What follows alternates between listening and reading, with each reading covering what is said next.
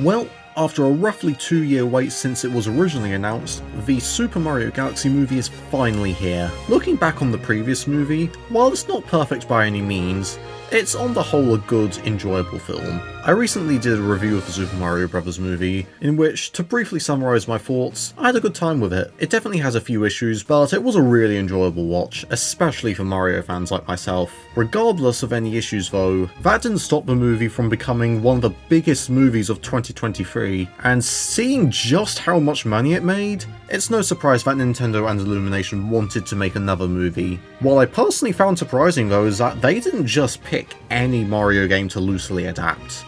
They picked the Mario Galaxy games, some of the most widely praised and iconic games in the entire franchise. I personally consider the two games to be up there among my favourite games of all time, so my expectations going into this film might be higher than the original. Realistically, I don't expect this to be the best thing ever made. Considering most of the first movie's talent has returned for this adventure, I am expecting similar results going into this film, but I'm still excited for this either way. And hey, if the people who made this have fixed some of the issues I had with the last one, then all the better. So, with all this said, is the film any good, and is the Super Mario Galaxy movie worth seeing?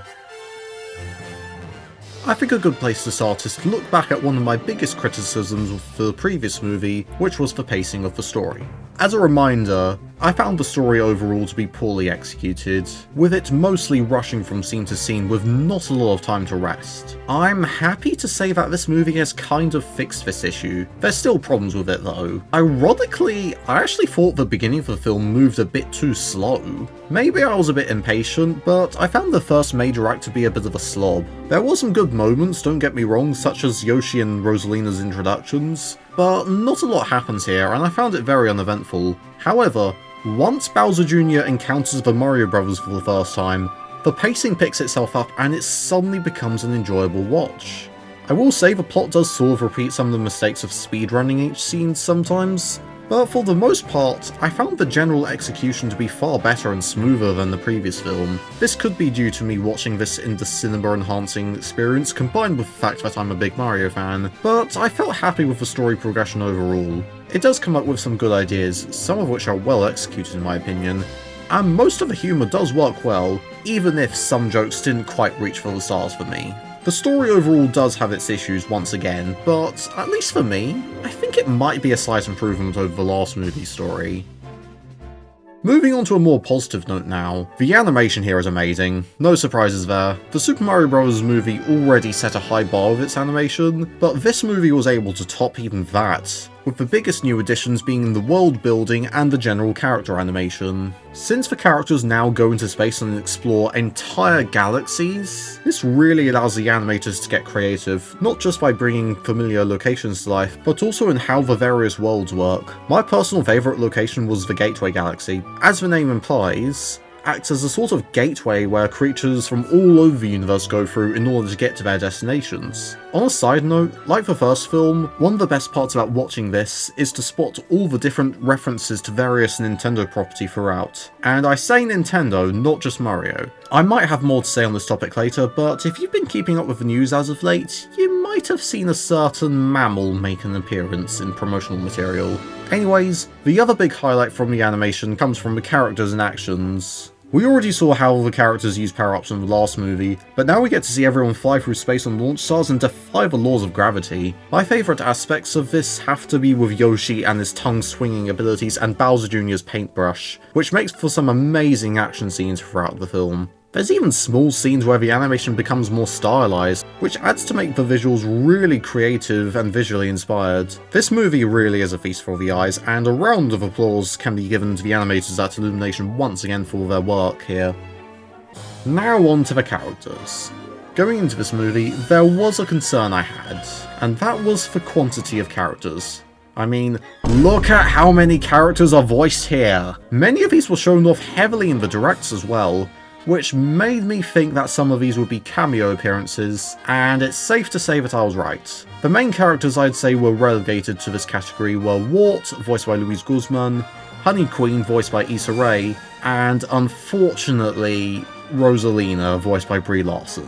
Having so many characters to focus on was always going to be an issue for this movie, but I am disappointed that Rosalina didn't get more time to shine, considering how big she is in Mario Galaxy and how popular she has become since then. Her role is that of the damsel in distress like Luigi in the last film, but with even less screen time to the point where you might forget that she's in the film to begin with. The saddest part about this is, without going into spoilers, there are some good ideas here. I still stand by what I said in that there were some good ideas that were well executed here, but hers was the biggest missed opportunity. Thankfully though, everyone else I'll be talking about was treated a lot better. Starting with Mario and Luigi, I do appreciate how the filmmakers addressed one of people's biggest issues with the last one, and that the two brothers are together throughout the whole adventure, and they work really well together, with Mario acting as the straight man while Luigi acts as a lovable, timid goof.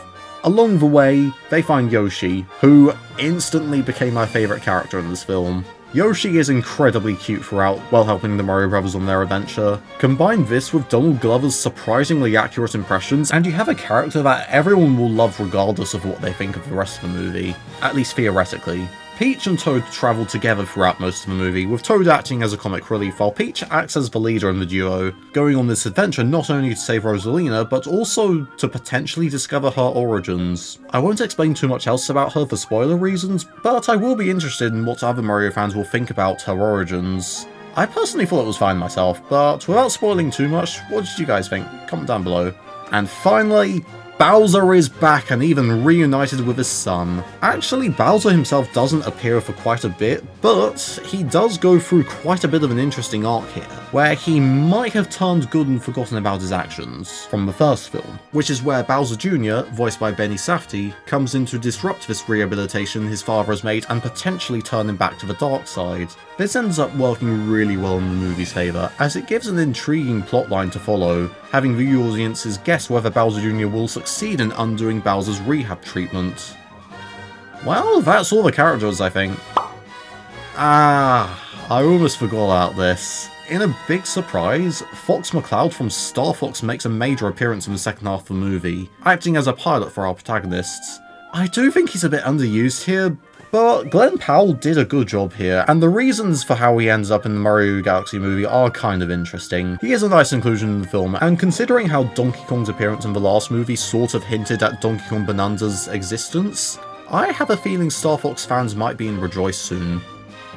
And that is pretty much all I have to say. Overall, while there are some issues like a boring beginning and some underused characters, based on my initial reaction to this, I actually think this might be an improvement over the Super Mario Bros. Movie. The Super Mario Galaxy movie is a fun, creative and engaging adventure, with some great animation, action scenes and light humour throughout.